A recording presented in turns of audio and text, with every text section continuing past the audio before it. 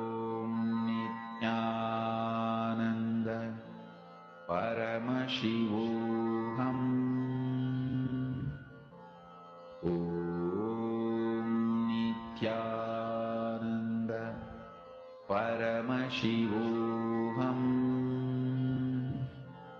Om Nithyananda Paramashivoham. Om Nithyananda Paramashivoham. Om Nithyananda Paramashivoham. Om Nithyananda Paramashivoham. Om Nithyananda Paramashivoham. Om Nithyananda Paramashivoham. Om Nithyananda Paramashivoham.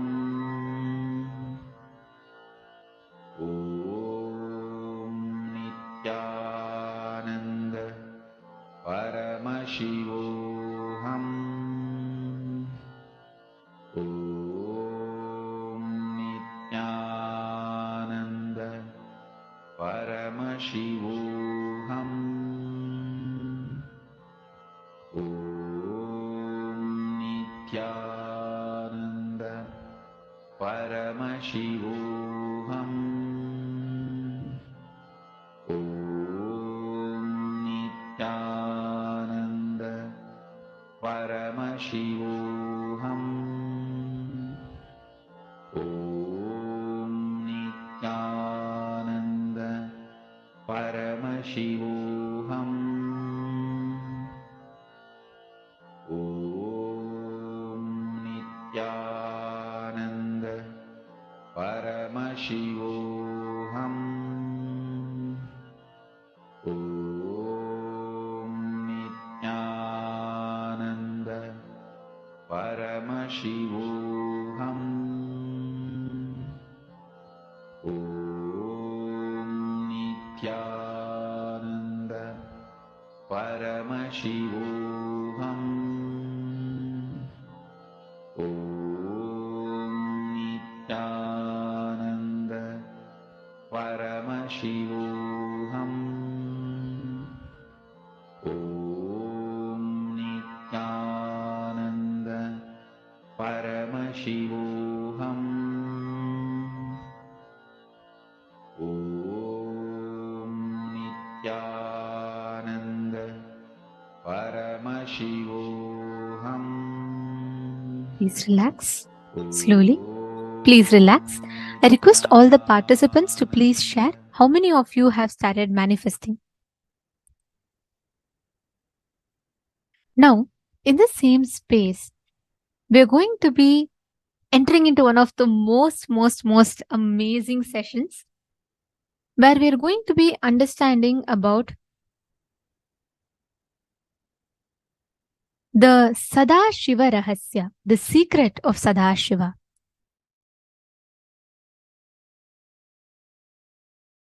Everybody has three life. Public life, so means social life. Private life, with the family, close family. Secret life. Very rarely, maybe only 1 or 2 persons will be part of your secret life. Understand? Public life is your friends, relatives. Private life maybe 1 or 2 person from your family or close friend. Secret life, very rarely 1 or 2. Surely it will not be from the family. Very rare. Somebody from your family becomes part of your secret life. God is not one. God is oneness. If God is one, the God has to be jealous. He has to be holding his seat, authority, throne. But Sadashiva knows the reality. Oneness is God, not one. So, he is waiting for every one of us to celebrate the oneness, to celebrate his existence. Understand? This is the most important secret you need to know.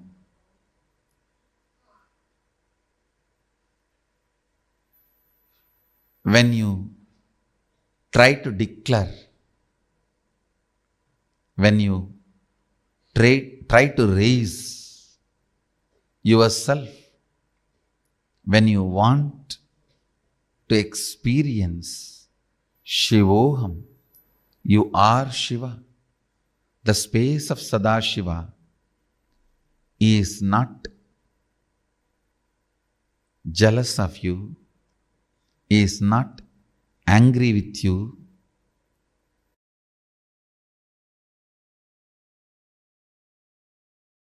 Understand the inner space of Mahadeva. Some of the important secrets you need to know from the inner space of Mahadeva. The most sacred secret from the inner space of Mahadeva. Please listen carefully. You need to understand the inner space of Mahadeva. Only then you will understand the value of this great teaching, the great truth, the sacred secret. In your inner space, you constantly feel threatened by anybody and everybody. If somebody gets the same amount of money you have, you feel threatened. If somebody gets the same amount of name you have, you feel threatened. If somebody gets the same amount of fame you have, you feel threatened. Understand. In your inner space, you constantly feel threatened by others. If somebody gets the same power you have, you feel threatened by them. Your inner space feels threatened because you have a cognition, resources are limited. Resources are limited. So if somebody has, you can't have. Which is not the reality, which is only a comparative reality, not existential reality. Listen. Which is only a comparative reality, not existential reality. Sadashiva's inner space never feels threatened because he knows Shakti is endless. Resources are not limited. Shakti is not limited. The logic, if you have, I can't have, does not apply there.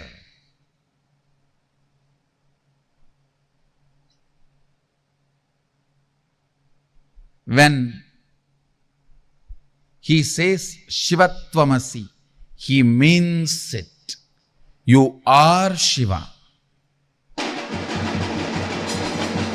If you listen to his truth and declare Shivoham, I am Shiva, he will not feel threatened. He will not judge you. He will not question you. He will not be asking, how dare you declare you are Shiva? Have you qualified yourself? Have you done all the tapas? Have you purified yourself? No, don't worry.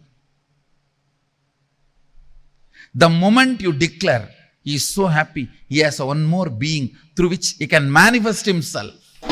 Declaring, radiating, manifesting Shivoham does not need any special skill sets. It just needs your decision, anya, will.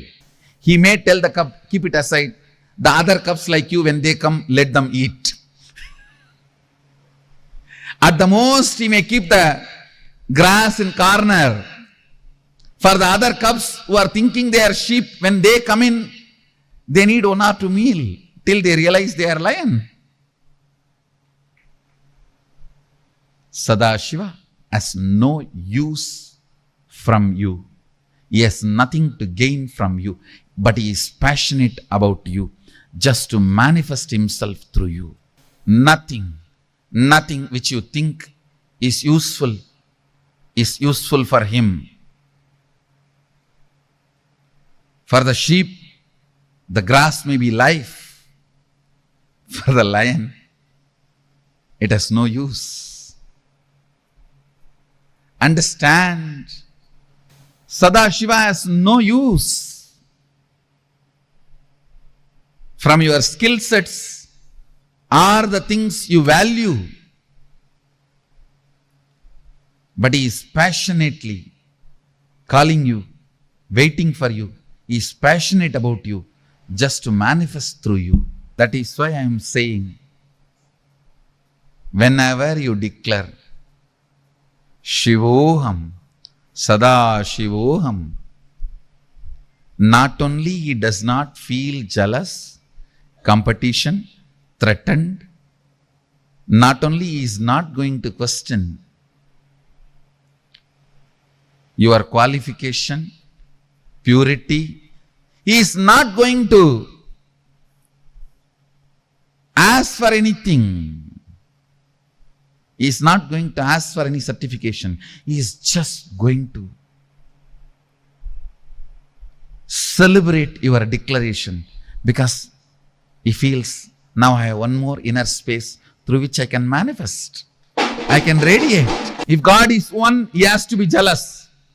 But God is oneness, not one. If any of you have suffered by the one God who is jealous, feels threatened by anyone and everyone, please come here. We have a God who is oneness.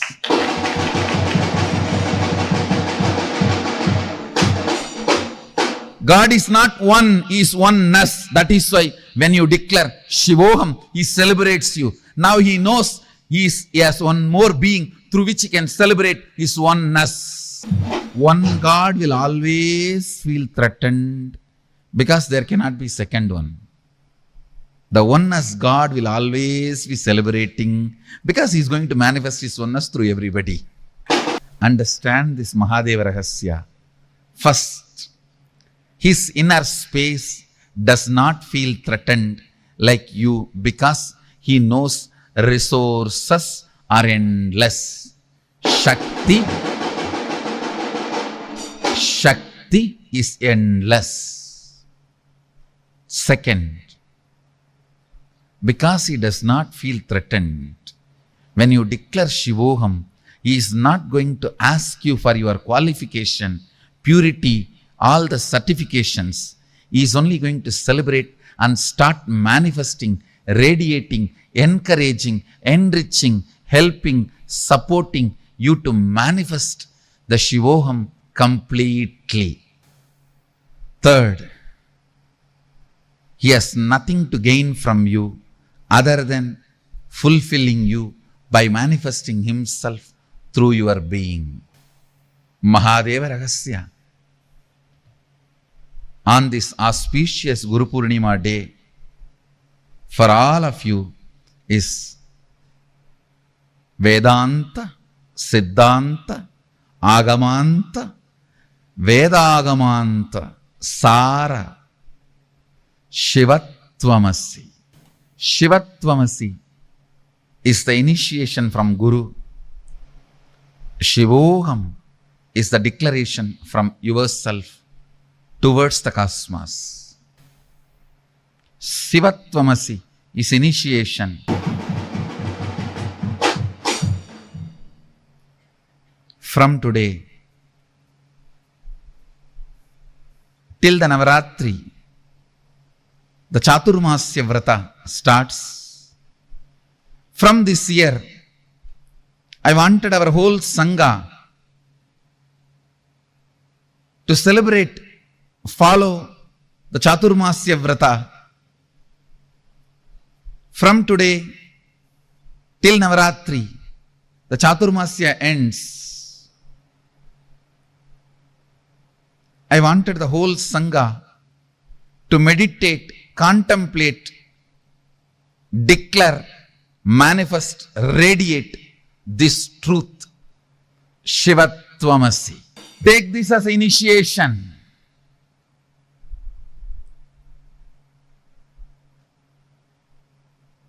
From Sadashiva.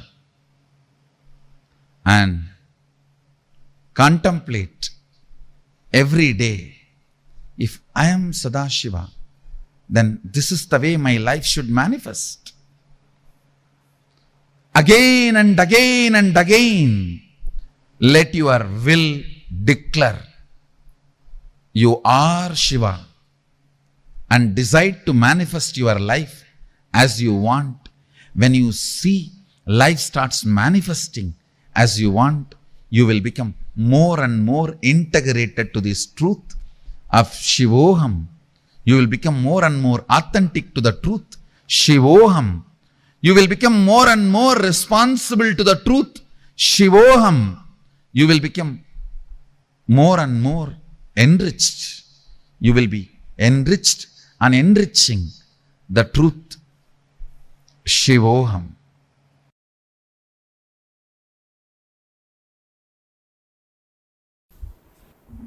I'll continue to expand on Sadashiva Rahasya. The first Sadashiva Rahasya, the sacred secret I've revealed from the state of Sadashivatva, oneness with Sadashiva. When the space is created and a command is manifested, a power manifested, if it becomes immediately reality in the plane you wanted it to manifest, great.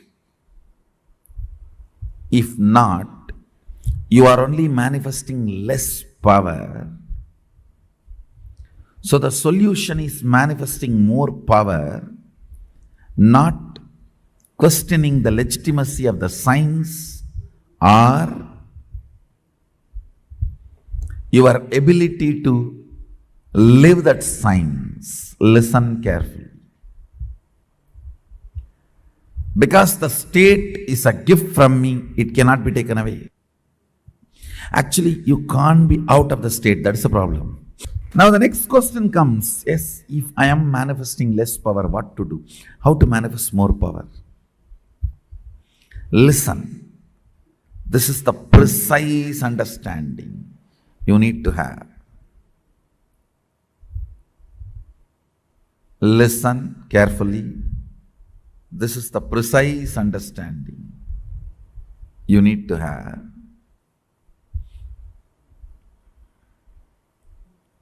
State is the bow, the space is the thread, and arrow is the sankalpa with which you pull. When it goes and attacks and manifests, what do you want is the power manifestation. Listen carefully. State is the bow, space is the thread. The action of putting the arrow is the sankalpa. Putting the arrow and pulling it, that is creating the space and manifesting the sankalpa as the reality.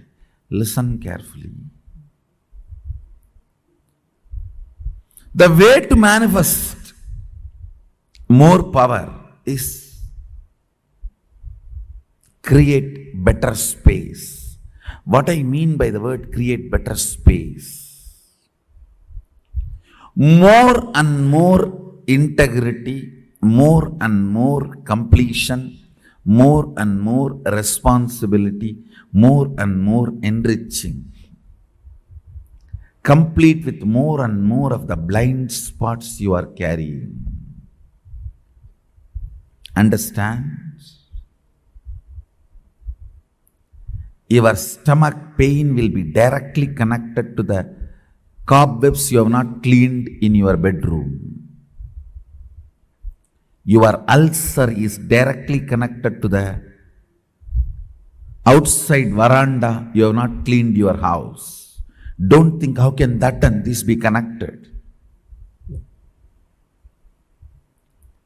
Only if you have ulcer, stomach problems, your eyes will not even be aware of the dirt around you. If your eyes are not even aware of the dirt around you, something is boiling inside you. You are preoccupied. All preoccupation manifests ulcer. Understand?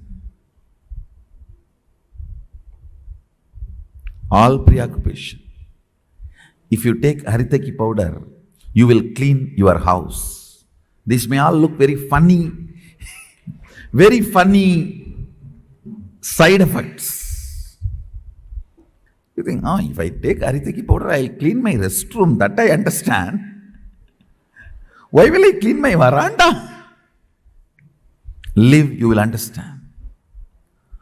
Many of these things are interconnected.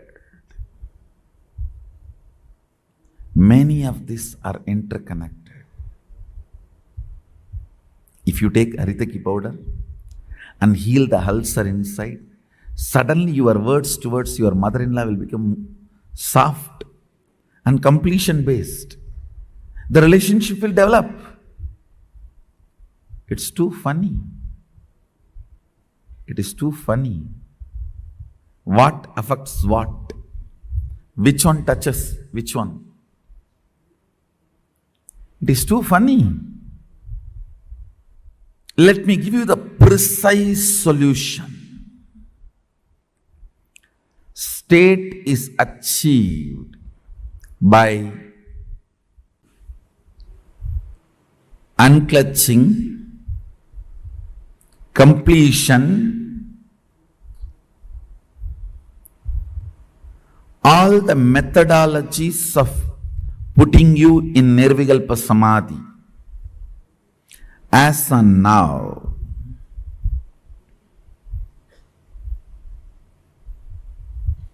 understand, I don't see any of my disciples at least manifesting any power without touching the Nirvikalpa Samadhi. And I also make sure you don't manifest powers before you touch the Nirvikalpa Samadhi, because if you start manifesting before you touch Nirvikalpa Samadhi, it will be Siddhi, not Shakti. Nirvikalpa Samadhi is too important. Nirvikalpa Samadhi is too important.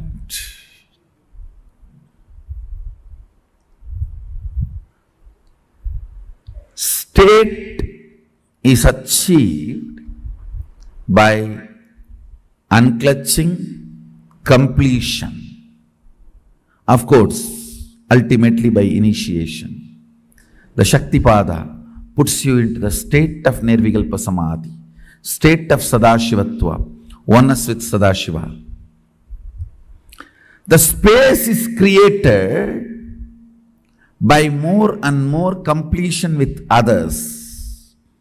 When I say completion with others, whatever you perceive or cognize as others, making them part of your oneness is completion with others.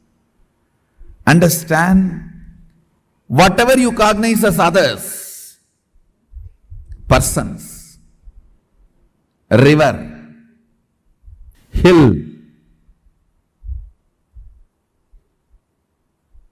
Whatever you may cognize as others, imbibing them as part of you, getting them as part of you, making them feel as you,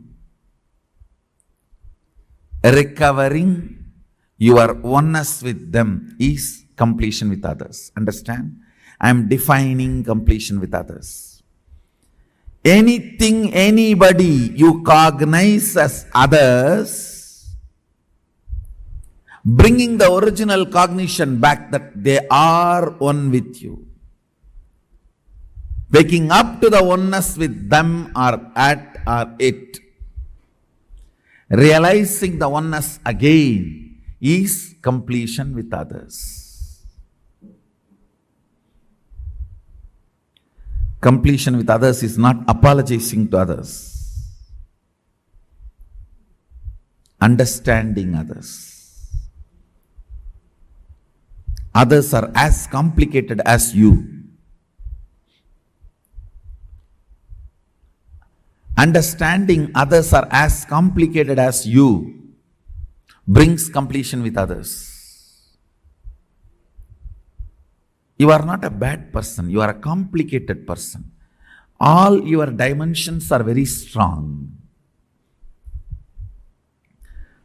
What others consider as good part of you, what others consider as bad part of you, all are very strong.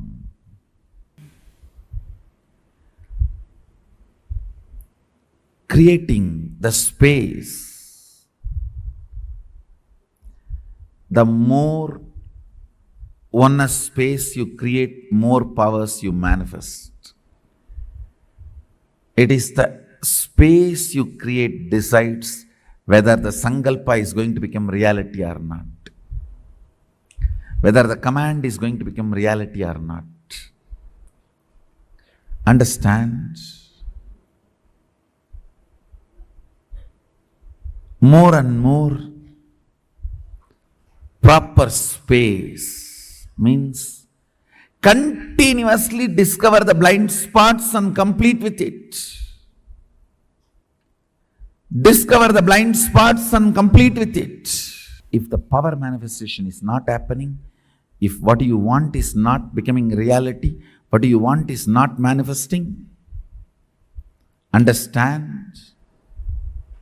All you need to do is create more powerful space by completion with others, taking more responsibility for your life and others' life, enrich yourself and others. Listen, state. For all of you, you don't need to do anything for the state because just like that I transmit it. If you have heard Arunagiri Yogeshwara's story once, that's all. The state is already transmitted. Even if you felt connected to that story and felt, wow, I should be enjoying Swamiji like this. State is done, over. If you do something to enjoy like that, then the space gets created. The amount of responsibility to enrich myself and others I have shown, I have demonstrated in my life. That was the reason Arunagiri Yogeshwara started manifesting himself completely through this body. Understand? I'll repeat the whole thing in few lines. Listen. Creating the space by bringing, unclutching, complete completion or oneness with Guru or Sadashiva, and creating a space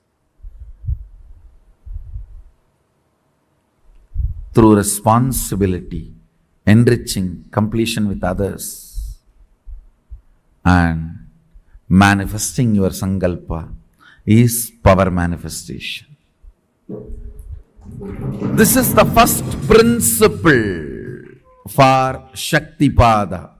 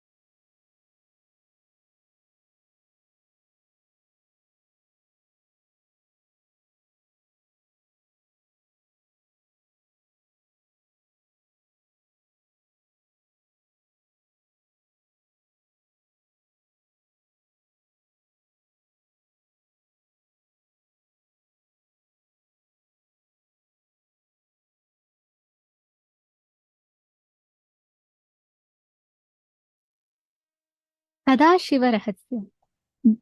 Swamiji revealed the most important three aspects of a person's life: the public life, private life, and the secret life. Sadashiva Rahasya, the secret of Sadashiva in Paramashiva's heart, the most beautiful secret that is there. Can I request every one of you to share? All the participants, come on. I request each of you to post what is that Sadashiva Rahasya? What is it that is in Sadashiva's own, what is the secret of Sadashiva? Can I request each of you to post? This is such a beautiful, this is actually one of the most beautiful truths that Swamiji has revealed. If we just understand this one, right, all the self-beating, powerless cognitions will completely leave us. Swamiji revealed these three, right? Public life means our normal, regular social life that we see. And then there's private life, our family, the close ones that we have, our very own people.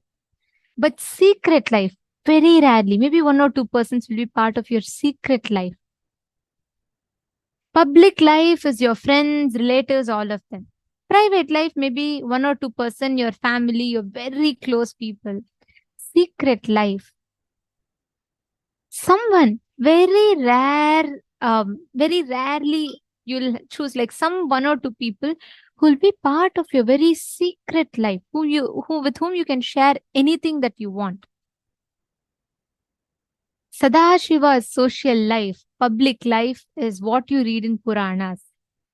He went and killed the demon, and he went and blessed another devotee, all of that. Whatever he shared personally as the original secrets of enlightenment, as agamas, to Devi, Subramanya, Nandi, all of them are part of his private life. Rare beings were able to understand the secret, just like yearning devotion. Seeking for Sadashiva is in your eyes. That same seeking is there in Sadashiva's eyes for you to be one with him. That is secret life of Sadashiva.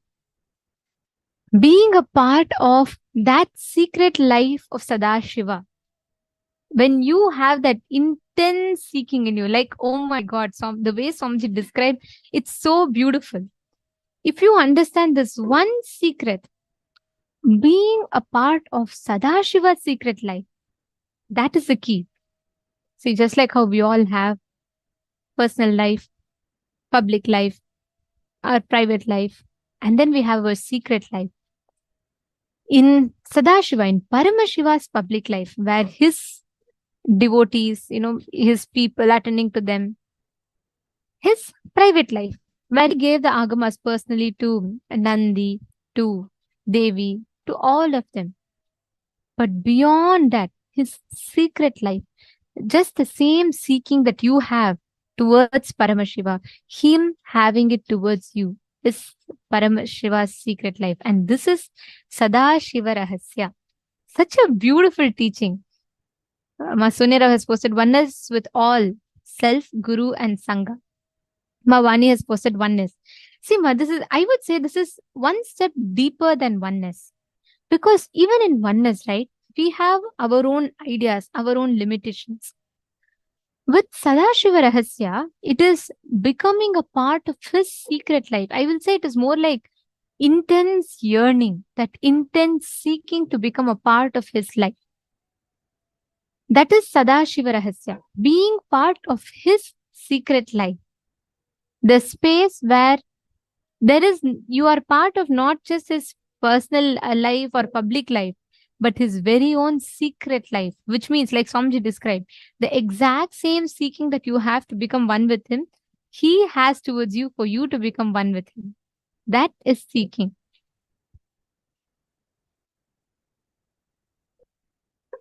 Swamiji has revealed this secret, or I should say this powerful teachings, one of the most beautiful manners. If we just apply this one teaching in our lives, the way we expand, the way we see how reality occurs in front of us, all of them will be completely different. But how is it that you can become part of Sadashiva's secret life? What is it that we need to have in our inner space for us to become part of his secret life? How do we exactly become a part of his secret life? To understand this, it is important for us to understand one of the key aspects of Bhakti, which is surrender. See, understand, like Swamiji revealed, you can have any number of things, your private life, your public life, but inside you, the secret part of your life, the core of you, what is that cherishing? Surrendering that core of you to Paramashiva is surrender. But how can this surrender happen in our normal life? We all are so busy running behind things that we all have in life, different situations that we all face. We're all so busy with running with our priorities, but we forget to understand the secret of surrender. How do we experience that? We are going to be learning about that in the next session, where we are going to understand surrender in Paramashiva's own words.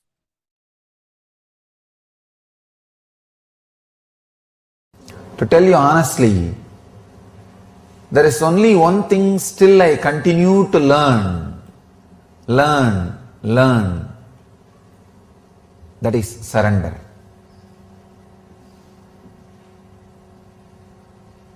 There is one thing in the cosmos which you can't say you finished learning. It is unending process. As I always say that enlightenment is final but not ultimate. Sorry, it's ultimate but not final. It's ultimate but not final, constantly happening. Surrender is ultimate but not final. When you surrender, the different qualities of the cosmos starts expressing in you.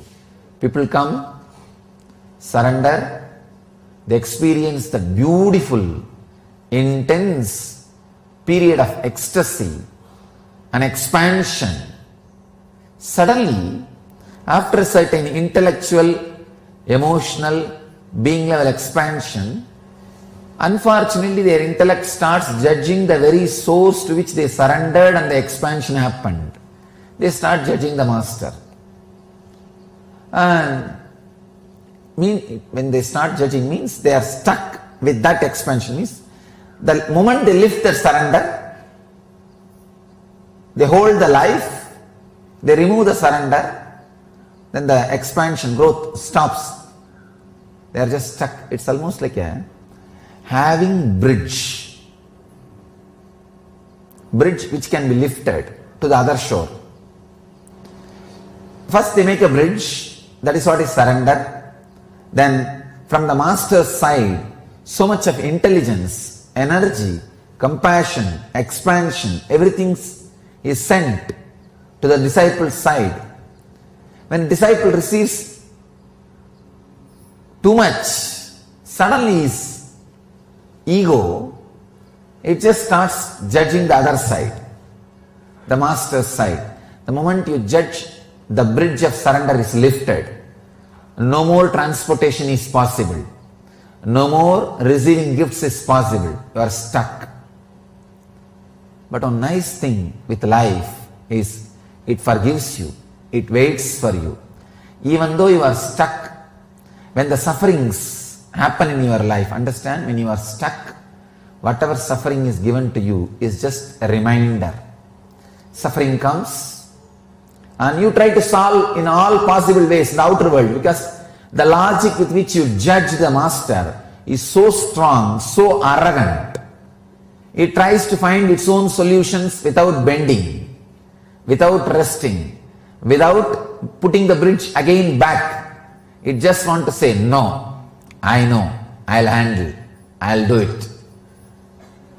But Cosmos is so compassionate, it gives you such a strong sufferings which can never be answered, solved by the outer solutions. Then no other way, with a lot of reluctance, slowly you lower the bridge again.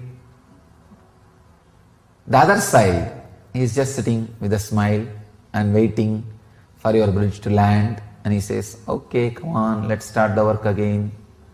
Where we left, 7th lesson, start the 8th.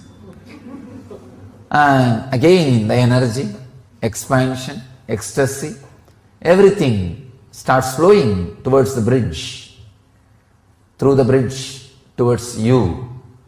And next level of happening starts happening. Unfortunately, sometimes the disciple's side, it takes even few janmas, few births to lower the bridge, to put the bridge again. And fortunate are those who is able to put the bridge back again within few days. Intelligent are those who can understand the arrogant and cunning games of the mind and put the bridge back again and restart, refresh, reconnect with the Master, with the Cosmos, so that all that flow of intelligence, expansion, ecstasy, everything starts happening. The flow becomes alive. Fortunate are those who come back, put the bridge again quickly and start the process. Unfortunate are those who may need to wait for births and births and births. And most unfortunate are those who will wait for births, and when they put the bridge again, the Master will not be sitting there with the body. He will be without the body. He will be in the form of the formlessness, the Cosmos. Then the process and the work, whole thing becomes too difficult. The difficulty becomes more. It's like trying to work with deities without having physical master. It's possible, but needs so much of intensity, takes so much of time, needs so much of tapas, means effort from you. But surrender is a process which you can't become master, or which you can't say you learnt it. It is learning, learning, learning. Only in surrender, the process is the master. Nobody else can be the master. I tell you, surrender is the one thing even an incarnation goes on learning.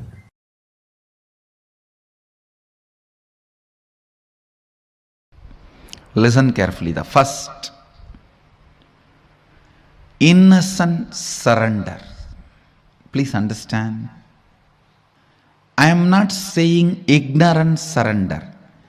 Ignorant surrender means You do not know what is surrender. You do not know to whom are you going to surrender. You do not know what is going to happen after that surrender. You do not know what is going to happen if you don't surrender. You do not know the original concept of surrender, just trying to throw away your responsibility in the name of surrender is ignorant surrender. Innocent surrender means you know everything and you don't have insecurity inside about going through this path. That is innocent surrender. Understand the difference between these two. I'll explain. I have seen the hypocrisy of human beings in any ton level. People come and tell, Swamiji, I surrendered everything at your feet. In the end of the one-day program, during energization, please cure my cancer. I tell them, all right, stay for 2-3 days, I'll heal you. No, tomorrow morning I have to go for my work.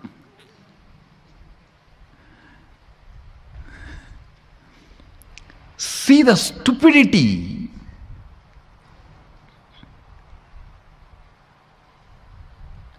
No, I surrender to you, you heal now and send me for my work.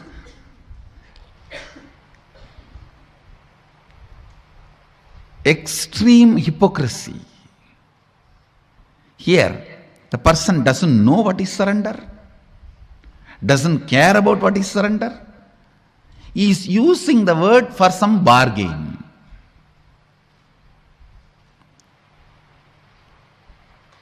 Innocent surrender means you have a thorough idea what is surrender, to whom are you surrendering, what will happen after that, what will happen if you don't, what is the right context, everything. You know the whole thing and you do not have the fear of transformation it is going to bring inside you. Understand? You do not have the fear, the transformation it is going to bring inside you. What is exactly you are afraid? With surrender, suddenly your own taste about life may change, which you are afraid of. Oh God, I may suddenly start liking something else. Then what will happen to all the things for which I worked for 10 years? What will happen to that house which I brought designing, which I built designing every room? What will happen to the car which I bought enjoying the mirror, side mirror, front mirror, clock, these, that, so many things? What will happen to all that? Suddenly my desires may change, my fears may change, my thinking may change. Understand? When you mature, your desires do mature. If you decide your desires should not get matured, you stop your maturity. With surrender, the first thing you will experience is your desires and fears will get matured. And they will completely disappear. That is different. That is the ultimate experience. But the moment you start practicing surrender, your desires and fears will start getting matured. Your anxiety, your fear, whatever emotions with which you are struggling, your incompletions, all these will start getting matured. You may not have incompletion with the people who are living with you or with the day-to-day life. You may have incompletion with incompletion itself, that why I am not able to complete you. That can never be equated to the incompletion you are having with the next person because she did not smile at you or he did not smile at you, they did not respond to you, they poured water on you. your incompletion about they poured water on you is totally different than your incompletion about incompletion. That why still the moment you start practicing surrender, the first thing will happen to you is maturity in your desires, in your anxiety, in your fears, in your greed, in your everything. If you are surrendering to somebody, asking for enlightenment, leading you to beyond coming and going, birth and death, that is matured surrender. Even in surrender,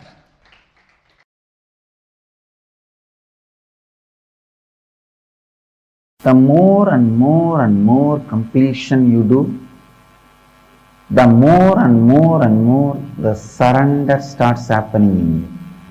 I need to define surrender. Surrender is no way starts with powerlessness or gives you the powerlessness experience or ends in powerlessness.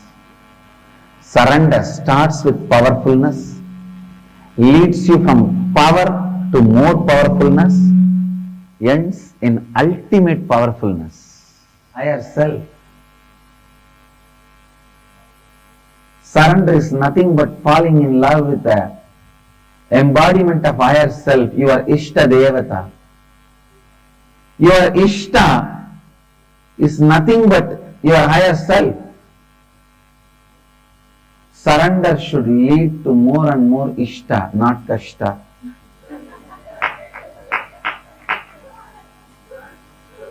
Naturally, surrender leads you to more and more powerfulness, not powerlessness. It leads to more and more powerfulness, more and more joy, more and more strength. Understand? When you carry the space of surrender,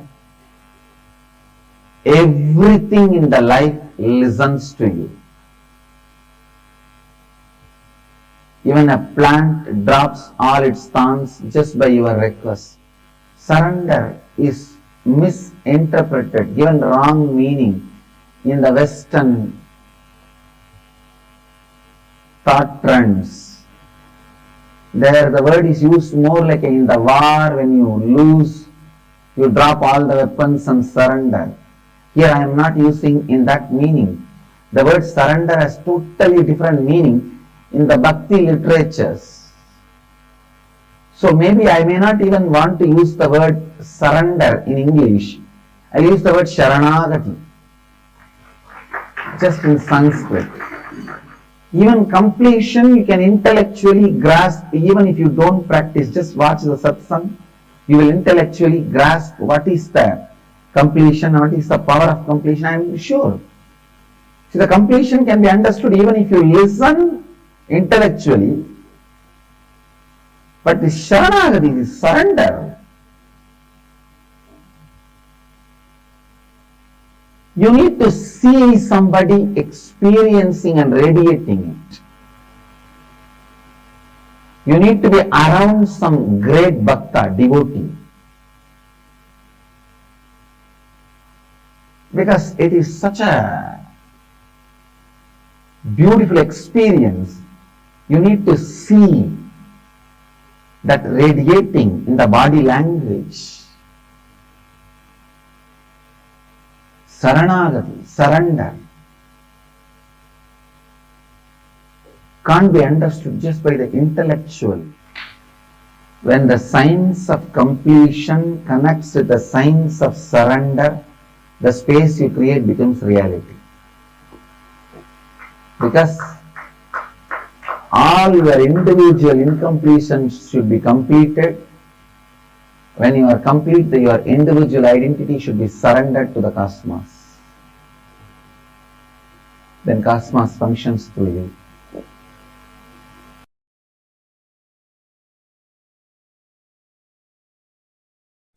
Surrender is the parallel universe synergy trigger. Let me repeat. Surrender is the parallel universe synergy trigger means, I'll try to expand. Please listen intensely. Even you listening about surrender, internalizing, trying to cognize, do manana about surrender,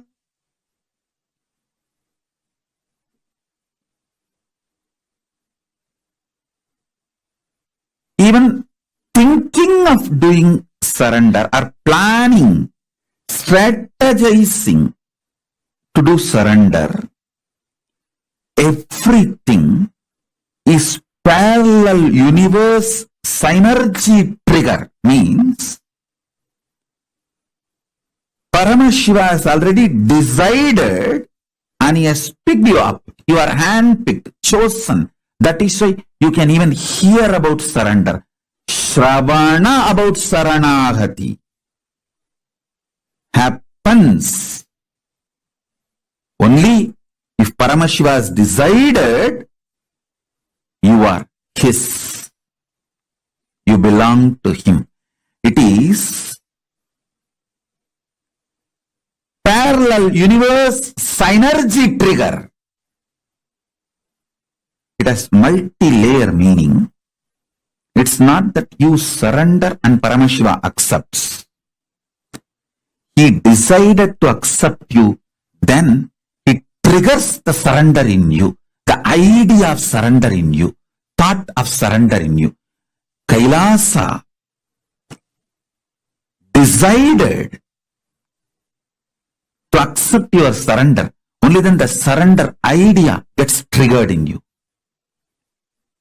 Bhakti, Saranagati, feeling connection, love, all of this towards the divine, Paramashivan Guru, is parallel universe synergy trigger. The sync you and the parallel universe is synced continuously, consciously, spontaneously, simultaneously. Understand the principle of time in parallel universe. In parallel universe, there is no past, present, future. It's a synergy. Synced energy manifestation is synergy. He decides, Kailasa decides, Paramashiva decides to have you for himself. Then the idea of surrender gets triggered. Understand? Even if you are struggling in your surrender, be very clear, he is struggling, not you.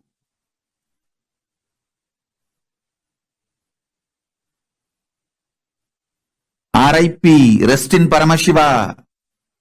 R.I.P. is rest in Paramashiva, not rest in peace. Rest in peace is after death. While you are living, rest in Paramashiva. That's the real R.I.P.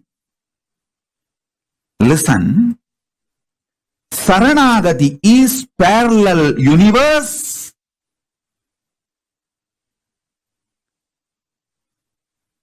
Synergy trigger. So, whether you are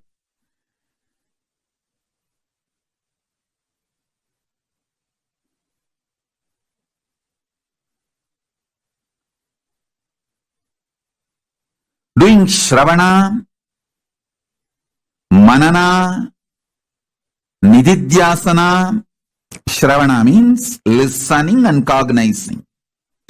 Manana means cognizing and strategizing to manifest it.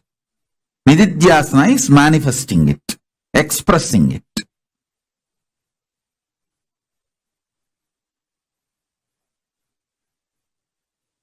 So understand, in all three levels. What you go through, he is going through.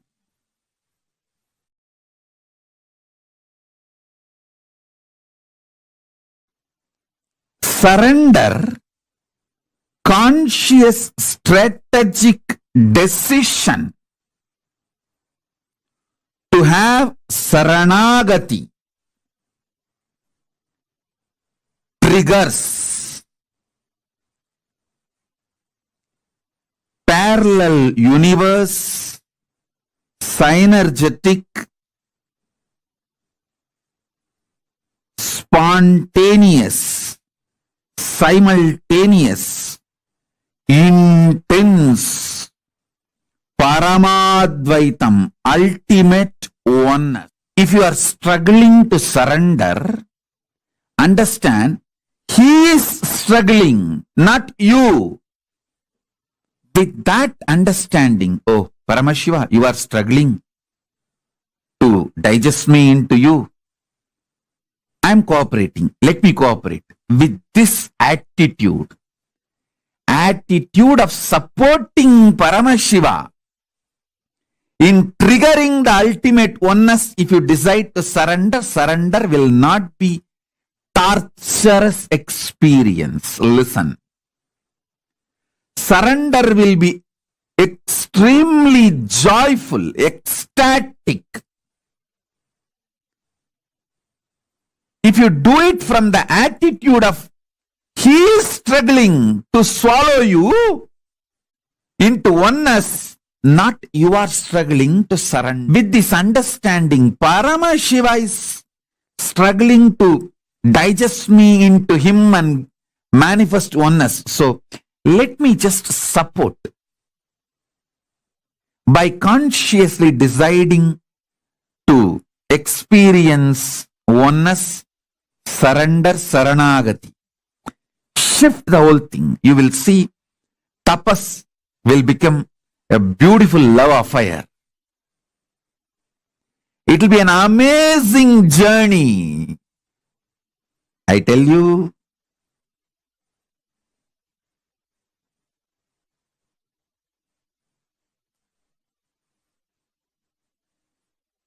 I am from that side. That is why I am revealing all the business secrets to you. The cosmic sacred secrets. Parama Advaita. Your soul feeling one with Paramashiva's soul.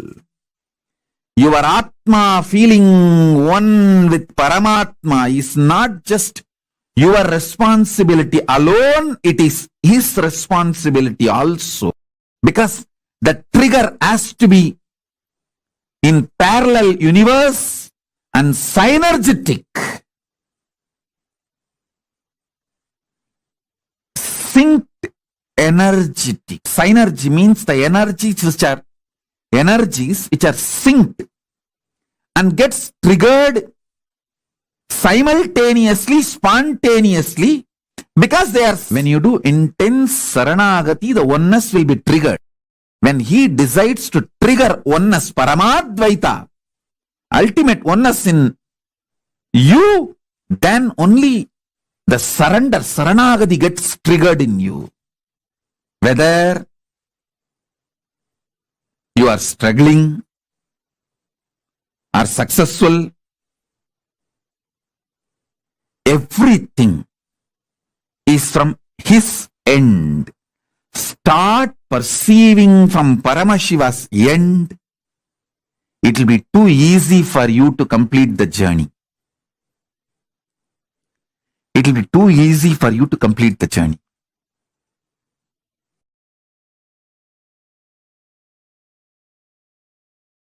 Surrender.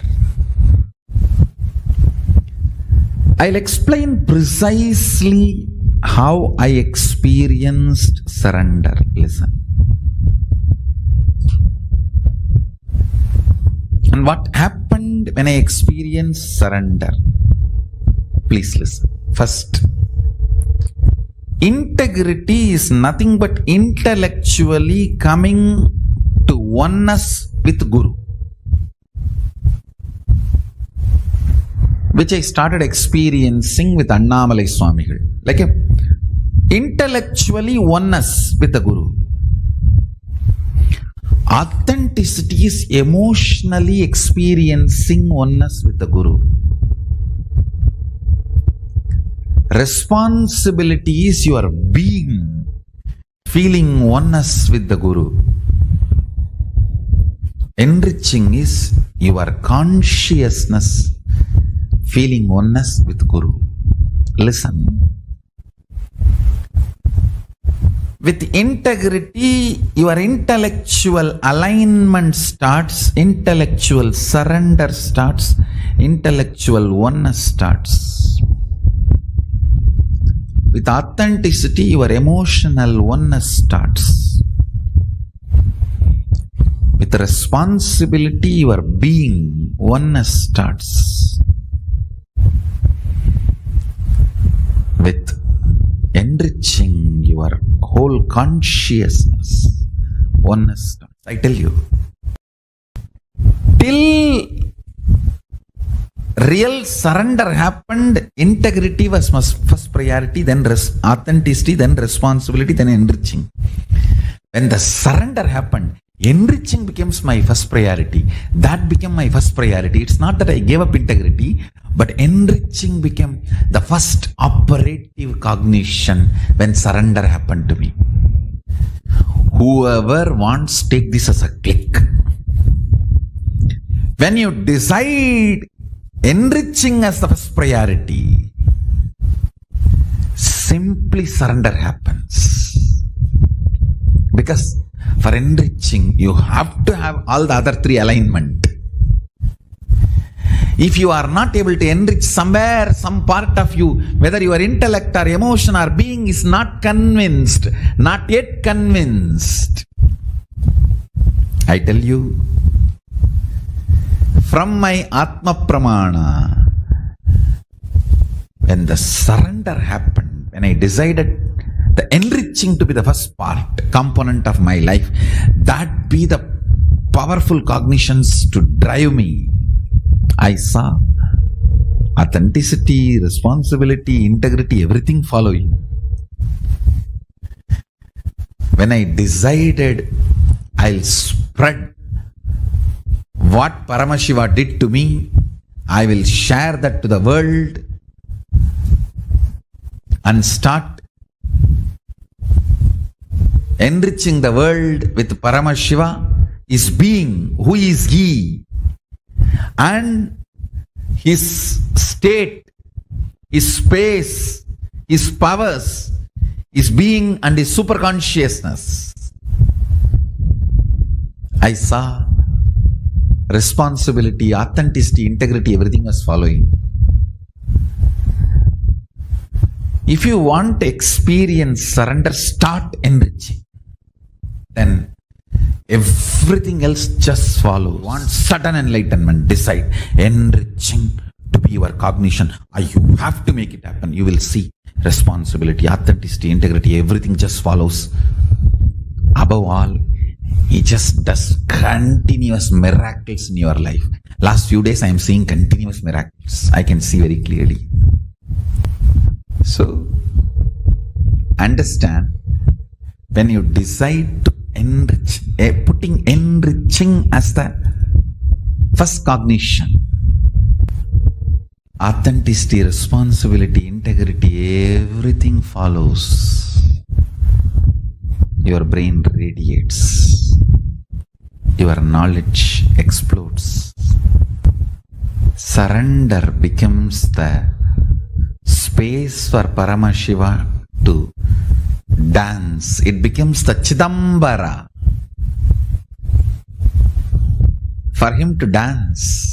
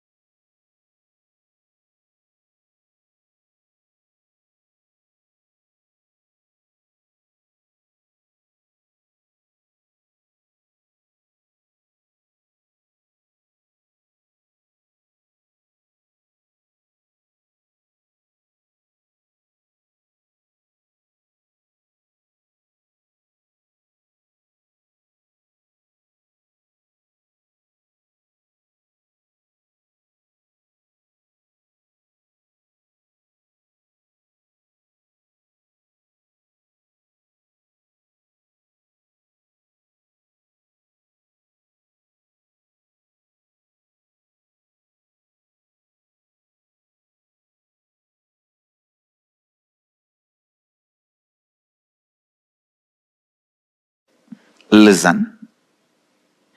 Every moment, the happening in you means your life. Listen carefully. Life. You may be marching towards your goal to achieve something in the outer world or inner world, or you may be just confused and stuck. Whatever. But life is happening to you. Please understand, even feeling confused and getting stuck is life happening. Sometimes people feel you are not even letting us live in confusion and depression a little bit. Understand? Even confusion and feeling stuck is life happening. Life happening. So, in this happening of life, whenever you change the game, like the rules with which you need to play with matter, if you play it with consciousness, the rules with which you need to play with consciousness, if you play it with matter. I'll give you an example. A ship is very safe, most secured in the port when it is docked. What do you call it? Decked or docked? Docked. Whatever. But it is not created just for that purpose. Understand?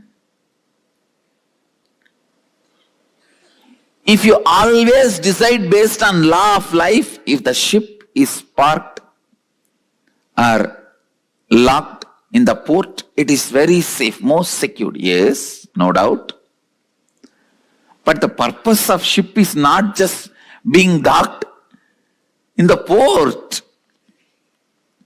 Law of life is only teaching about the most secure things. Flow of life is exciting, adventurous, innovating, opening up different possibilities.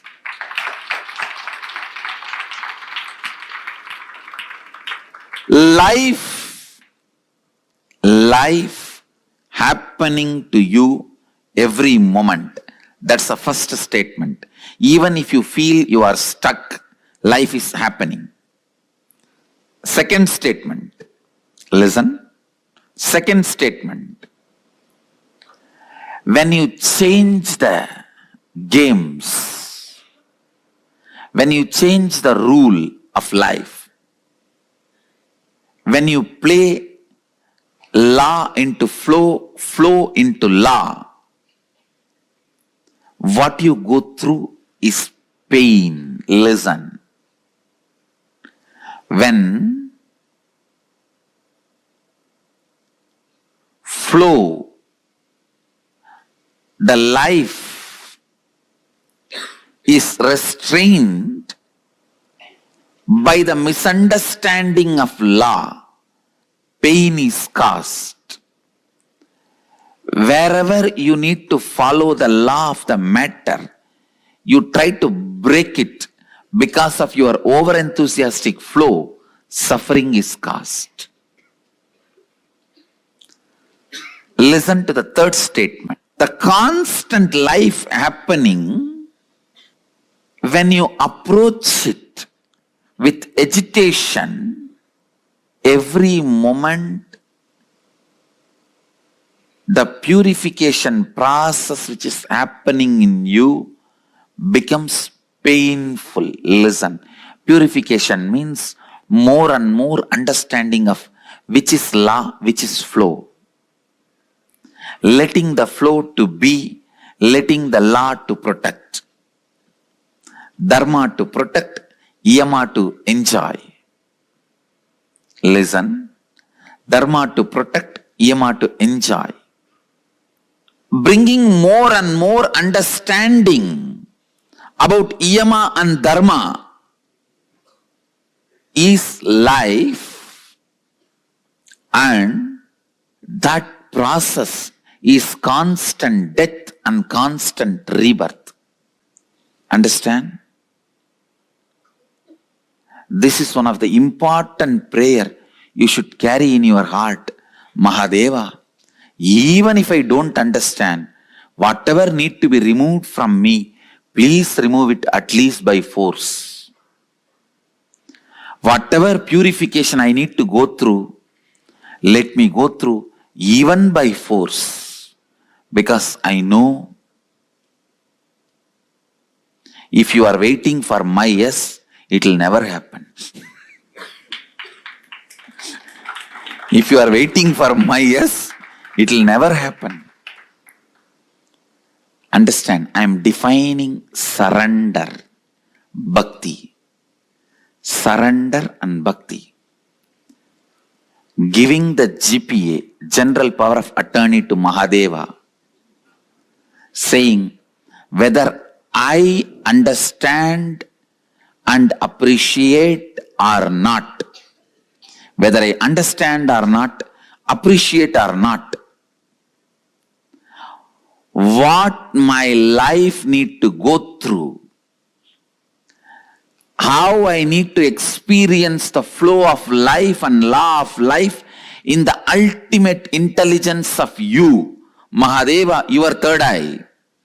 From your third eye, when you see how I should be with the flow of life and law of life, let that become reality. Whether I understand or not, accept or not, appreciate or not, ready to receive or not, I am giving you the whole GPA now itself. Do it. This is surrender. This is surrender. And when he does it, enjoying is bhakti. Understand? Giving the GPA to him is surrender.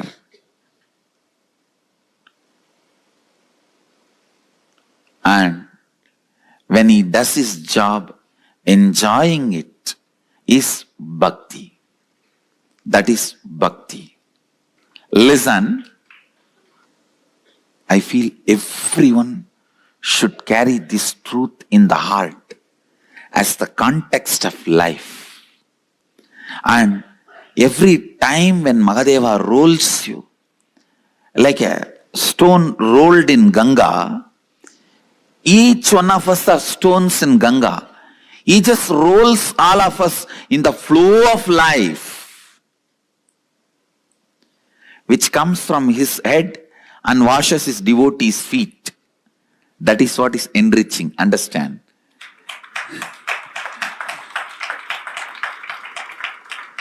Coming down from enlightenment, Mahadeva Sahasrara is the space of enlightenment. Ganga comes from there to wash the feet of Kapila, Shiva's devotee, and release people from sins and give them enlightenment. That's the journey of Ganga Mata. That is exactly should be the journey of each one of us. Understand? Just like in Ganga, how the stones roll, all of us are stones rolling in the flow of life, flow of Ganga. Many unnecessary parts of us are chipped and we are polished. In all this flow, if you appreciate what life is doing to you, you will experience constant rebirth, rebirth, rebirth. If you don't, you will constantly experience death, death, death. Understand? Why me? Is looking at the life as death, then you will see constantly you are only dying. Understand, the most dangerous thing, seeing life as constant death, you will associate yourself with that small pieces of stone which gets chipped off. You will never be worshipped. Associate yourself with the main part which is going to be worshipped as Shiva. That part always feels, wow, I did not do anything. Just life moved me. In the flow, I am polished, cleared. Now I am worshipped as a God. That is what I call Brahmanyam Bahuputratam, the favorite inheritor of the cosmos. Listen. Constantly appreciating life, enjoying life, celebrating life, even when it forcefully removes some part of you from you, even if it removes something physically from you, some persons, some pleasures, some wealth, something which you want, or something which you don't want, or some part of your mind, even if forcibly, when it is removed, celebrating life, appreciating life will make you understand life is a constant rebirth, rebirth, rebirth. Anyone carries the context of life is bliss, is constantly reborn. Understand, this is the greatest gift a guru can give it to disciple. I am giving it to you, take it. This understanding, appreciate life even when you think something is being removed from you forcibly, even you are not able to see the longer vision life has for you. Sometimes you may not be able to see the larger vision life has for you. And don't be a tantrum throwing manager who need to be convinced constantly about the whole vision of a company for you to move even one file from one table to another table. To move one file from another file, one file from one table to another table. If a CEO has to come and sit with you and all directors and constantly remind you the whole vision of a company, you are a tantrum throwing stupid. Maybe once or twice this can be done. After a few days, they only have to decide to carry on without you being part of them.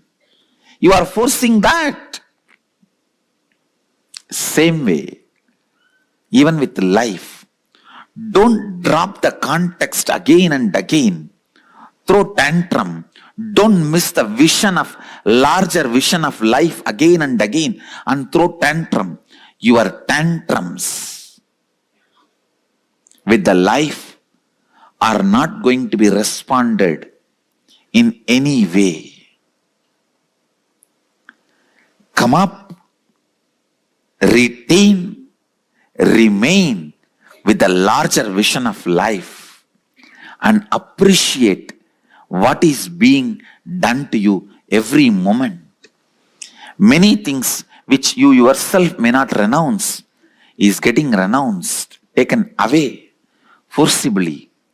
Many polishing which you may not do it on your own is getting done naturally.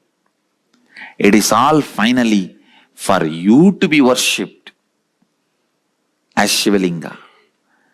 The receiver of the worship is you. I tell you, man who celebrates life is worshipped. Man who is constantly complaining is worshipping. Who constantly complains, why me, why me, why me? Who constantly feels life is a death happening, death happening, death happening, suffocates himself, sees life only as death, who understands constantly life is rebirth, rebirth, rebirth, rebirth, rebirth, rebirth.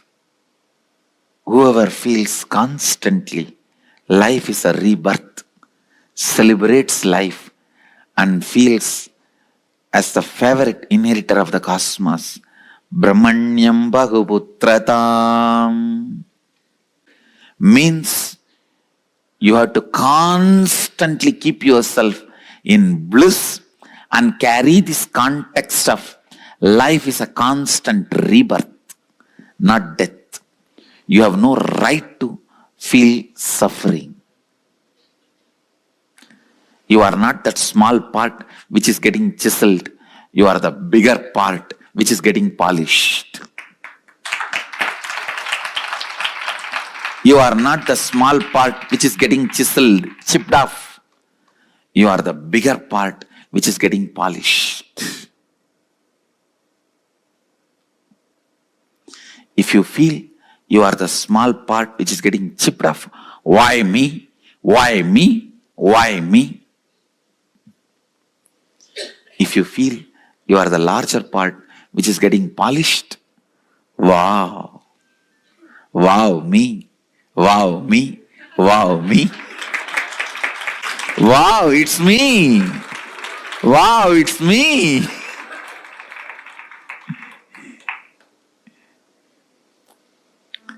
Life is just all about from why me to wow me. Understand, I tell you one more thing. Life is so compassionate. Only minimum chipping is done and maximum polishing is done. It chips really, really only the minimum required. No. Others get chipped only little bit. I get chipped so much. No. You are in the hands of the most compassionate sculptor, Mahadeva. Especially when he himself comes as a guru. Understand? Some get his land, some get his property, some get his gold, some get his organizations.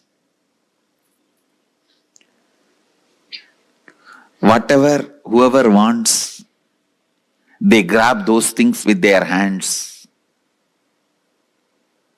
But to stand without grabbing anything, with folded hands or holding his feet, he picks them up to keep on his shoulder. Understand? Blessed are those who get him as Guru. People who grabbed things with their both hands, they won't be having him as Guru. That is the worst punishment.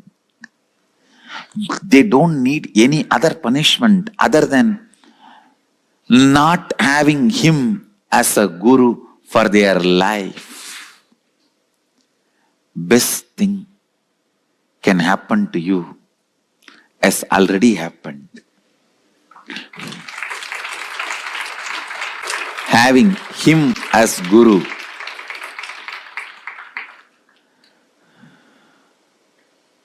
Listen. The conclusion statement I am making is actually the same as first statement, but step by step I have presented how constant death and constant rebirth is perceived by different mental setup. Whoever feels negative with the life feels constant death is happening. Whoever looks at the life with understanding and reverence will feel constant birth is happening. Understand, if you have the attitude of why me, even if you are world's richest man, you will not be in the space of completion and relaxed. Just if you develop this one understanding of Tyaga, I don't care about ups and downs. My conscious decisions and conclusions are my life. That's it. That's it. That Tyaga will manifest in tons of ways, like how Tyaga is manifesting in me. I have decided to be ferocious with me and decided to go and be in the temple.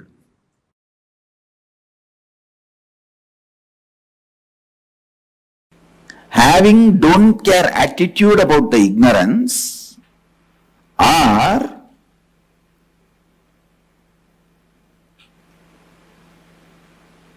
having something else as your priority than breaking the ignorance or you are seeking. Other than seeking or breaking the ignorance, if something else becomes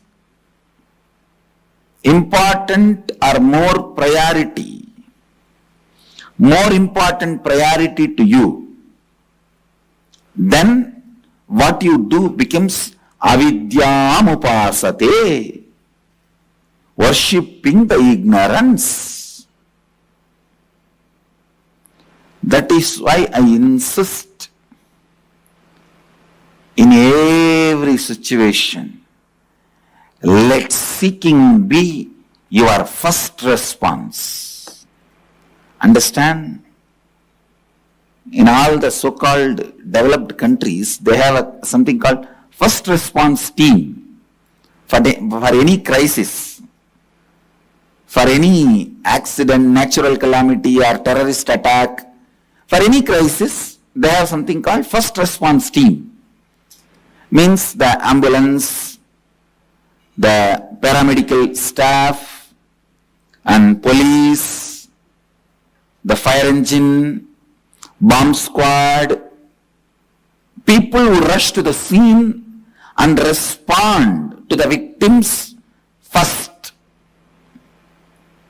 who try to attend to the crisis first. They are called first response team. I tell you, let seeking be your first response team for your whole life and all the crises of life. Anything, whether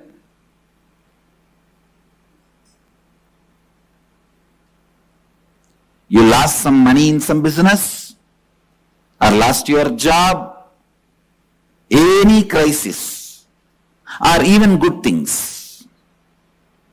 You got married or wife ran away. Now anything can be good, anything can be bad as per the person. I don't want to define what is good, what is bad. Or you feel like running away with somebody. Whatever it is. I don't want to say what is good, what is bad and all that. But any situation, good or bad, losing or gaining, crisis or peace, joy or pain, suffering or bliss, let seeking become your first response to anything. When you have a stomach pain, don't think why stomach pain for me, but think why first of all there is a pain for humanity. If you think why stomach pain for me, why disease for me, you will only be Buddha. If you think why pain, suffering at all for the whole humanity, you will become Buddha. Understand? Just Buddha saw the sick person, old person, dead body. But he did not think, why did these fellows come and fall in my eyes? I think bad woman.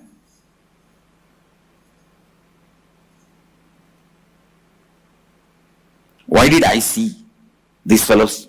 I think bad Shakuna, bad woman. These fellows are all the time depressing. He did not think that way. He did not treat them like a black cat running in between. Most of the time when black cat runs across the road, it is not bad omen for you, it is a bad omen for the cat.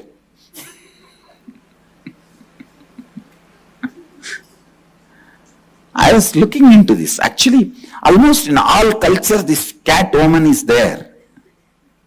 I thought, why? Then I found out the black cats run around only when they don't get basic food. And if you are in a society where simple food is not available for animals, where it has to run around, then there is something wrong in the society. You need to look in. Actually, the black cat will not run around if he gets even a simple food. Anyhow, now let us not get into the omen science. Let's stop with this. Listen, whether it's a black cat running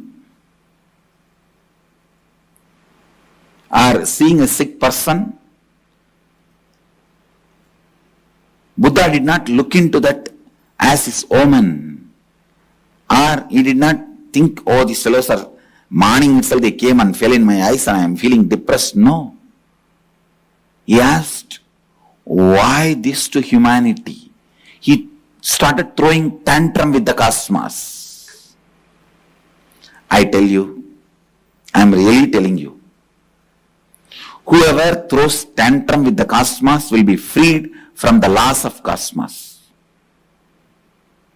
I tell you, all the laws and rules of cosmos is only for those stupid fellows who don't know how to throw tantrum with cosmos. Seeking is throwing tantrum with the cosmos. Seeking is such a powerful way of integrating you.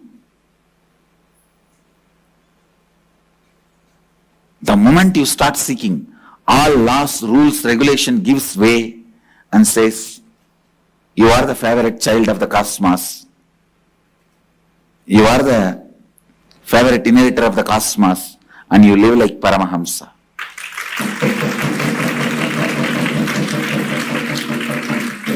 I am telling you, Dharma is for the fellows who are interested in Artha and Kama.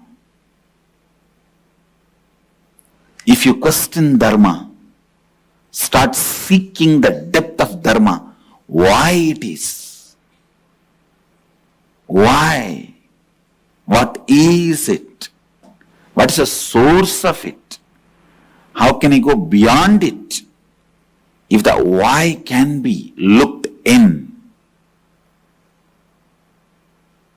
if the why can be looked in, with your whole being, if you question why, immediately cosmos frees you from all the laws, rules, regulations. All the laws, all the rules, all the regulations, you become free from it. You become a liberated being. I tell you.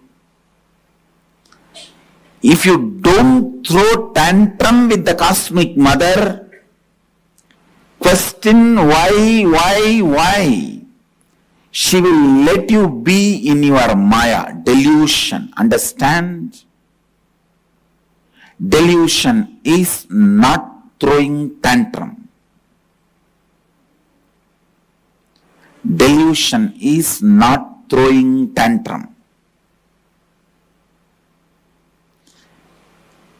If a child is just sleeping or playing with the small toys it has, or eating his candy, or drawing on his urine, mother will do her work. She will continue to do her work. She will be engaged. Only if the child decides to throw everything and start screaming, even then she will try to give some better toys, better candy, and try to keep the child in his delusion. But if the child decides, no, I don't want anything, and throws everything and starts throwing tantrum, only then she will come and just lift him up to her lap. Same thing with the cosmos. As long as you are in your delusion and playing with your small toys, candies,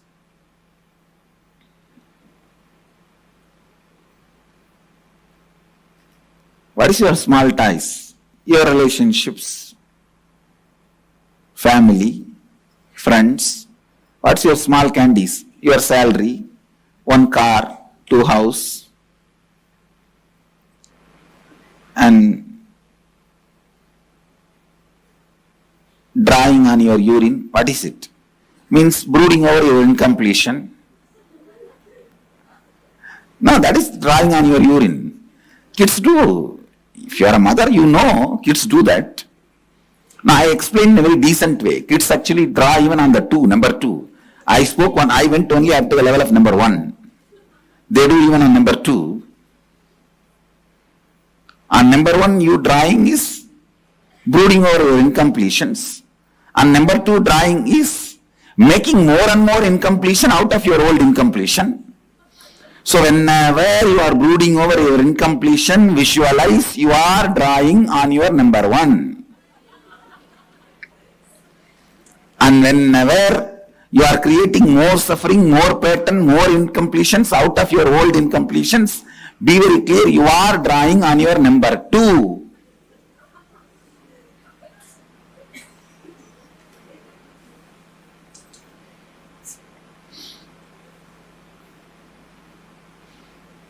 And projecting your incompletions on the master and abusing him means you are putting those fingers directly into your mouth. I don't think I need to describe more detailed. And then the cosmic mother will come and give you some more candies. Come on, better salary, better career opportunity, better house, lottery ticket, 1 extra fitting. She will try to give everything and divert your attention. If you are again back to that, she will say, all right. She will continue with her life. But only when you decide, no, I am really going to look into everything, question everything. What is pain? What is pleasure? What is life? What am I? When you feel pain, let your first response team be seeking. When you feel bliss, let your first response team be seeking. What is this bliss? What is this pleasure? Exactly what happens in me when I am having pleasure. Exactly what happens in me when I am having pain. I tell you, having your first response team as seeking as your first response team is the highest, best security you can get from cosmos.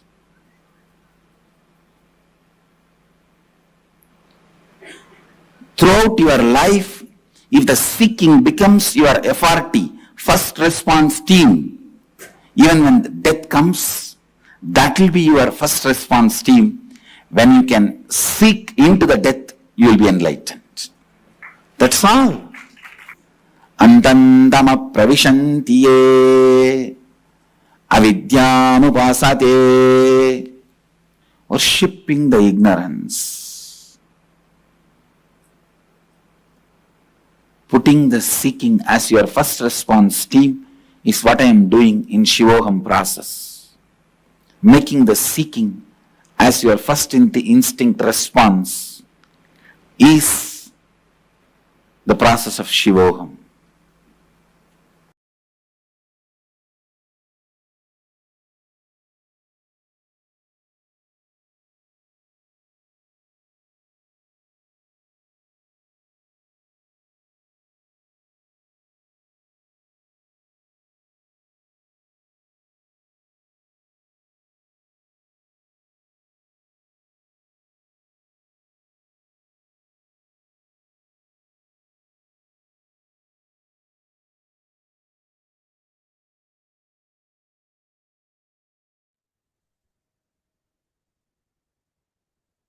Seeking.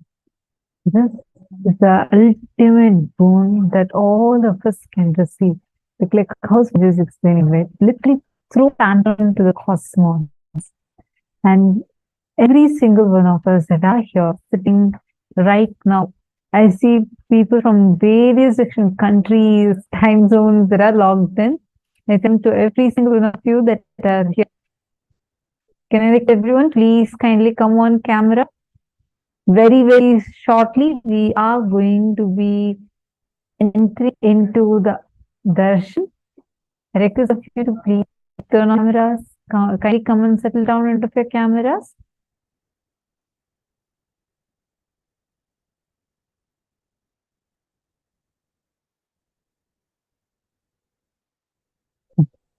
I see many of you who have posted your clicks.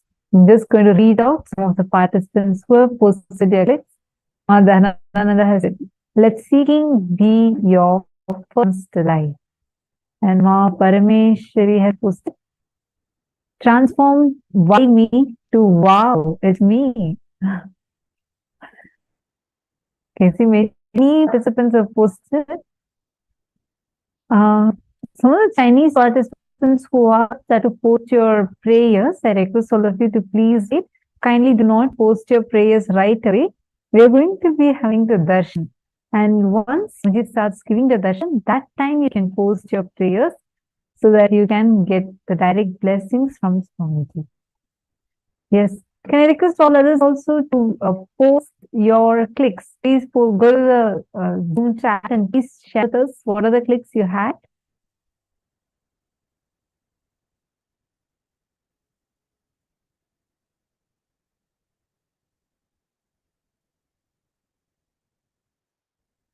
Example, after the detailed way Swamiji described, I don't think any of us need any further description on the importance of not falling for the delusion, the distraction that Maya gives us whenever we are close towards traveling towards enlightenment, traveling towards achieving our own highest potential. Today, during the Sadashiva Rahasya session, we all learnt about being part of what is Sadashiva's public life, what is Sadashiva's private life, and what is Sadashiva's secret life. Swamiji was describing each of these when Swamiji was revealing about the Sadashiva Rahasya. Being part of the secret life of Sadashiva, secret life of Paramashiva, happens through seeking. When your whole being seeks for you. And Swamiji so beautifully described, being part of Sadashiva's secret life means the same intensity that you seek to be with him, with that same intensity he seeks you, for you to become one with him. That is what is the meaning of being part of Sadashiva's secret life. And today the forms of Paramashiva that all of us are going to be experiencing are the most compassionate forms, where Paramashiva is gracing through various forms of Anugraha Murtis, where he manifested in the lives of many of the most devoted beings, showering them with boons, blessings, and give his very darshan. And today, that is the fact that all of us are going to be receiving the darshan of. So every one of you that are here with us, all of you can post any prayers, any boons that you want to receive the blessings for. And you will see how with immense compassion, Paramashiva will shower upon you. And you will see all the boons, blessing requests, and the prayer that you're asking for, everything would not just be answered, it will be manifested much, much more than what you originally even asked for. So that is the great divine blessing that all of us are having today, and all of us are getting to be here today when Paramashiva himself is manifesting through the Nijavatara, Supreme Pontiff of Hinduism. And in the darshan, all of you can post your questions through various different platforms. You can post your questions through the Zoom rooms that each of us sitting in. And also, please do post your prayers and boon requests via Facebook, Twitter, Instagram, and WhatsApp. Please post on all of these platforms so that whichever platform that Swamiji's eyes fall on, immediately your messages are blessed. Understand, you're having like in-depth Zoom rooms and you're having continuous messages and like people posting their prayers. Swamiji attends to every single one of them. And so if you don't want your prayer to get missed by any chance, make sure you're posting it on all of these 6 platforms.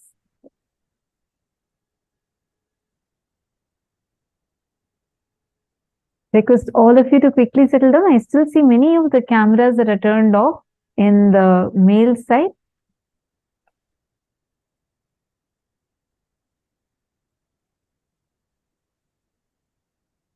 Please kindly come on camera. We are going to be having the Nayana Diksha. We are going to be receiving the Nayana Diksha where just through a look, the avatar transmits his energy, powers, blessing, and initiates you just by being seen by him. See, when you're watching on YouTube or Facebook, it's one where you are watching, you are having the darshan of Swamiji. But here, when you're sitting in the Zoom rooms, you're not just having the darshan of Swamiji, you're also having the Nayana Diksha. Because during the darshan, personally, Swamiji goes through every single screen and sees every single participant. So we request all of you to please ensure that you're sitting in a well-lit room and you're clearly visible in the camera so that you do not miss out on this Diksha.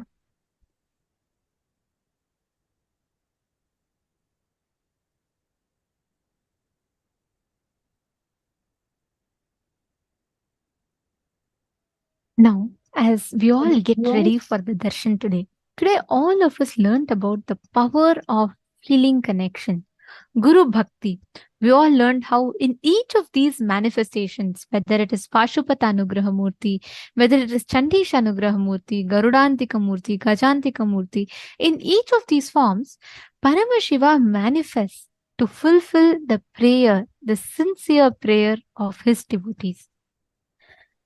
Whatever might be your situation, whatever might be your place, whatever might be your problems that you are stuck in, when you call Paramashiva with true, sincere integrity and intention, he will himself manifest and he will himself make sure that you are attended to, protected and taken care of.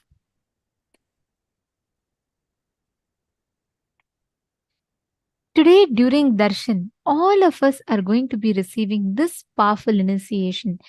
And during the initiation, Swamiji is going to be giving all of us the Guru Diksha, means the space to experience the initiation where we will experience that deep feeling connection with Guru, with Paramashiva himself, who is manifested in our life as the Supreme Pontiff of Hinduism. And most importantly, this initiation is very, very special because there is going to be a very powerful way through which you will be identifying the power of the initiation. Today, I request all of you for the darshan, please bring either a pendulum or a tuning fork and keep it in front of you. You will see how just through the initiation, you don't even need to physically touch it or move it.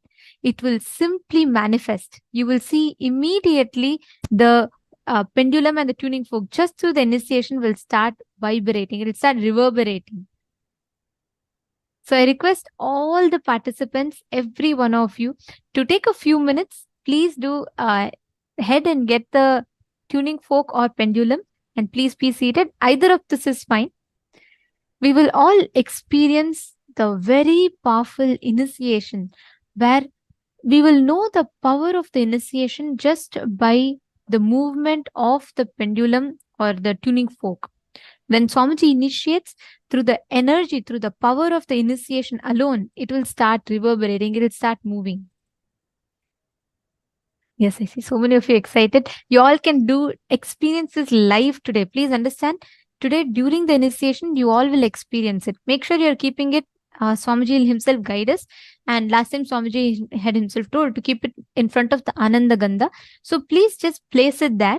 And the moment darshan starts, without you physically having to move it, touch it, without any of that, just through the power of the initiation alone, it will start reverberating. Please take a few minutes, and I request every one of you to come and settle down in front of the camera.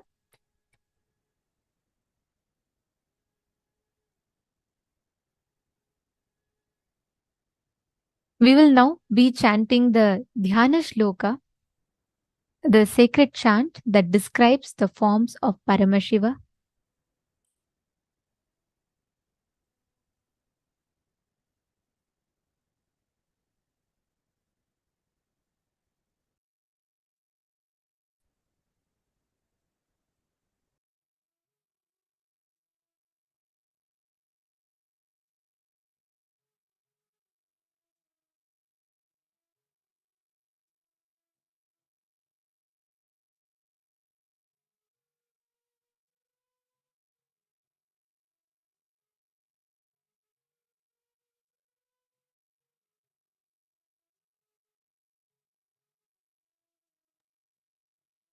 The first is the Dhyana Shloka of Vrishabhantika Murti form of Paramashiva. Chaturbhujam Trinetram cha Magram Parashudharinam Dhanurbhana Samayuktam Umaya Sahitam Tatha Sarvabharana Samayuktam Divyabharana Samavrutam Patram Dhadam Vamakarne Dakshine Kundalanvitam Upavita Samayuktam Samabhangayutam Shivam Jata Makuta Samyuktam Vilasadvidrumangakam Evam Tripura Samharam. The next is Chandesha Anugraha Murti. Chandesham Pitavarnam Yugabhuja Sahitam Daksha Haste Chatankam Vame Krishnam Dadanam Varasahitam Parvati Vamabhagam Chandeshasyotamange Pratinihitakaram Daksha Bhage Trinetram Sarvalankara Yuktam Shashikaladharam Ganga Yuktamide Devasya dakshinam bhage tu chandesham tu prakalpayet devasya bahumatrena chandeshayama uchyate nyastavyoma prasadena chandesho bhakti samyutaha chandeshwaram swarnavarnam balabhushana bhushitam devam shirasi chandasya Leelaya Parishobhitam Chandeshanugraham Proktam. The next is Kirathamurti form of Paramashiva. Chaturbhujam Trinetram cha Jata Makuta Samyutam Sarvabharana Samyuktam Divyabharam Samavrutam धनुर्भान समायुक्तं Krishna परशु संयुतं उपवीतं समायुक्तं समभागतनुं कुरु वामे गौरी समायुक्तं दक्षिणे त्वर्जुन स्थितः अर्जुनस्वरूपम् एकवक्त्रं द्विनयनं जटामकुटसंयुतं सर्वाभरणसंयुक्तं कृताञ्जलिपुटस्थितम् एवं कैरातमः kyaktam. The next is Chakradhana Swarupamurti form of Paramashiva.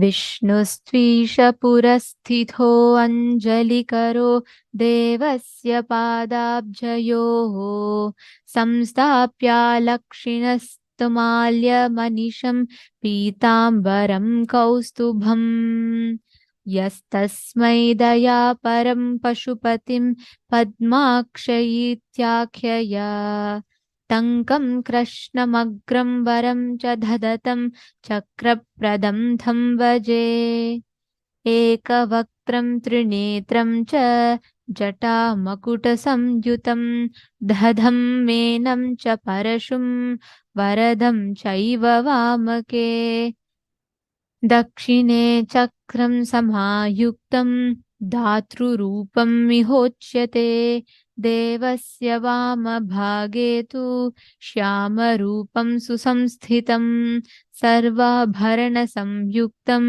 पीतवस्त्रोत्तरीयकं शङ्खं चक्रं समायुक्तम् उत्तरे चञ्जलिं स्ययेत् एवं लक्षणसंयुक्तं विष्णुरूपमिहोच्यते.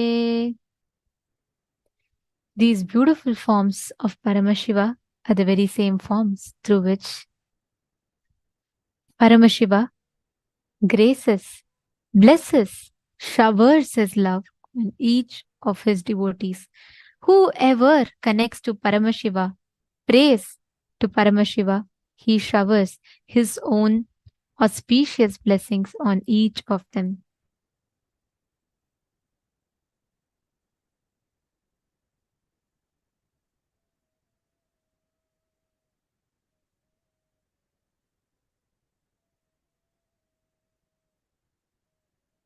Now all of us are getting ready, prepared to see this auspicious, passionate, gracious form of Paramashiva. Direct all the participants to please kindly settle down. Now, before we enter into session itself, we have something very exciting to share with all of you.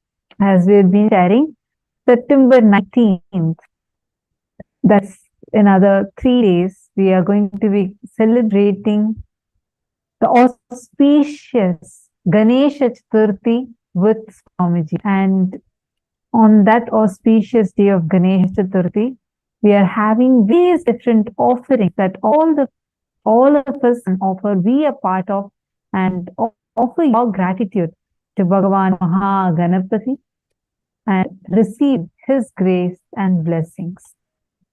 So you can head to events.kaila.org/GC 2023. The is set for all of you right now on screen. And once you head to the website, you will be seeing the information and details about Kailasa's Ganesha Chaturthi and what all are the celebrations, the rituals, celebrations that are going to be a part of this auspicious day.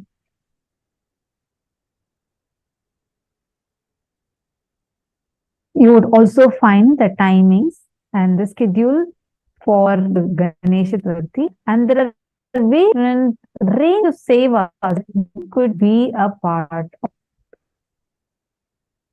And there is also clear mention of each seva and what will be the benefit that you will be receiving from each sevas.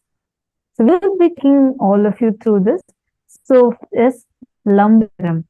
This is offering of Durvamala, Mala Seva and Pratyaksha Pada Puja.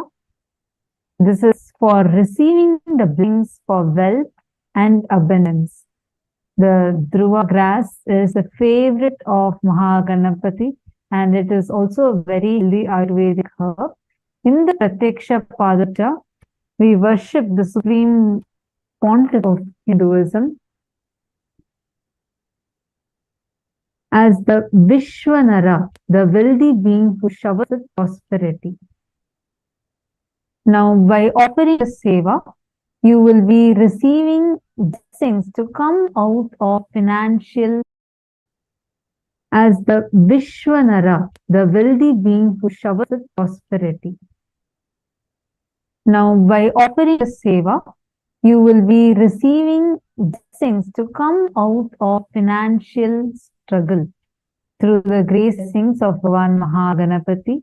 All your obstacles related to wealth would be removed and you would be showered with prosperity. And if you go out of your lack of confidence and can rid your self-esteem and inner confidence inside of you.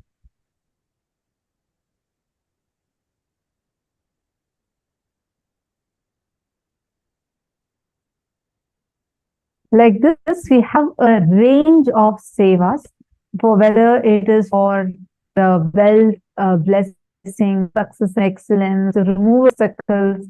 We request all of you to take a few minutes and go through this link, and you can offer any of these sevas. How many of sevas you want to offer, you can offer, and we have very limited time, so please head to this link right away and make your offering. This, the time has come for all of us, most awaited moment of our day, which is to have the darshan of the avatar. And today, in his most gracious form, as various anugraha murtis, let us all enter into a deep meditative space. Please sit head, neck and spine in a straight line. Close this. Start chanting Mahavakya. Om Nithyananda Paramashivam